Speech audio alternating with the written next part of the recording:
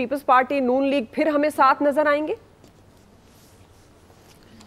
بلاول جو کہہ رہے ہیں اسے مان لینا چاہیے کہ یہ پہلے ہوئی ہے، یعنی پاکستان آنے سے پہلے، اور نواز شریف اور زرداری میں رابطے کے لیے کسی تیسرے آواز آ رہی ہے اب میری آپ کو سب کو؟ جی میری آواز اچھا جی بالکل. تو نواز شریف اور زرداری میں وہ دیکھ لیتے ہیں. جی نواز شریف اور زرداری صاحب میں کسی تیسرے کی ضرورت نہیں ہے بات کرنے کے لیے.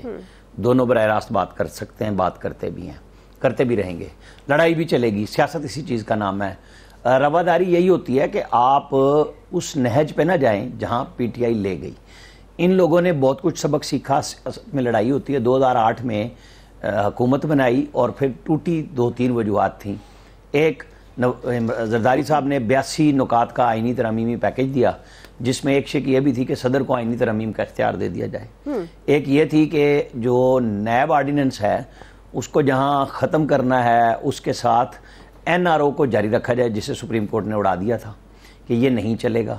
پھر کچھ چیزیں ایسی تھی جس میں جنرل مشرف مرحوم کو رعایتیں دینا مقصد تھا، جو نون نے انکار کر دیا تھا، اور چیف جسٹس آف پاکستان کی بحالی پہ تو پھر دونوں کی لڑائی بھی ہو گئی، گورنر راج بھی لگ گیا، اور پھر دوبارہ اب حکومت میں آگے 16 مہینے رہے. یہ سیاست اسی طرح چلتی ہے کہ کہیں پہ آپ لڑائی کرتے ہیں، کہیں پہ آپ ساتھ ہوتے ہیں. اور منشور اگر پیپلز پارٹی کا ہم نے دیکھنا ہے تو 15 سال کا منشور فیصل صاحب روزانہ بتاتے ہیں کہ وہ کس قدر خوشحالی میں اور مزے میں رہ رہے ہیں. کچھ 5 سال میں یہ ہوا کہ 3.5 سال ہم نے عثمان بزدار دیکھے، وسیم اکرم پلس، اور پھر اب محسن نقوی سپیڈ چل رہی ہے وہاں پنجاب میں کہ آپ کو کیا کام کرنا ہے اور کیا نہیں کرنا یہ لوگ فیصلہ کر لیں گے جب ووٹ کا وقت آئے گا. لیکن پاکستان کی سیاست اسی طرح چلے گی کہ آج اتحاد ہے، کل مخالفت ہے، اور پھر کل اتحاد ہے، پھر اتحاد ہے. چونکہ پاکستان کے مسائل کے لیے میرے حساب کتاب میں جتنی بھی پی ٹی آئی 2024 میں 8 فروری کو الیکشن سے کامیاب ہو کے آئے گی، اسے بھی اس مین دھارے میں رکھنا پڑے گا، اور وہ موجود ہوگی جہاں بڑے بڑے فیصلے ہونے ہیں. کچھ چیزیں شاید الیکشن کے شیڈول سے پہلے کوئی بڑی کانفرنس ہو تو اس کے اندر بٹھا لیا جائے کہ جی جو بھی پارٹی جیتے گی ان 4-5 نکات پہ ایک پالیسی ہے اور ایک انویسٹمنٹ کو آپ کو دوام دینا ہے، سب کو راستہ دینا ہے کہ ان چیزوں کو نہیں چھیڑنا.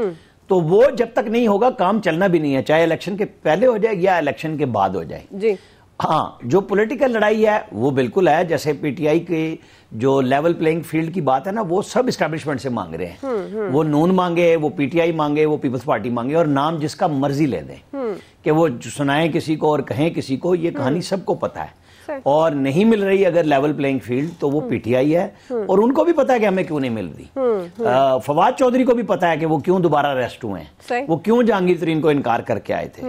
اب وہ اقرار کریں یا انکار کریں، یہ بات انہی کی زبانی اچھی لگتی ہے، کیونکہ وہ جو چھین لیں گے آزادی، اور وہ دوسرا تھا گراؤ جلاؤ شیخ رشید صاحب. ان دونوں کی حالت دیکھیں نا کہاں کھڑے ہیں. مطلب میں اور آپ تو نہیں یہ دعوے کرتے، ہم تو ایک تجزیہ کرتے ہیں بیٹھ کے.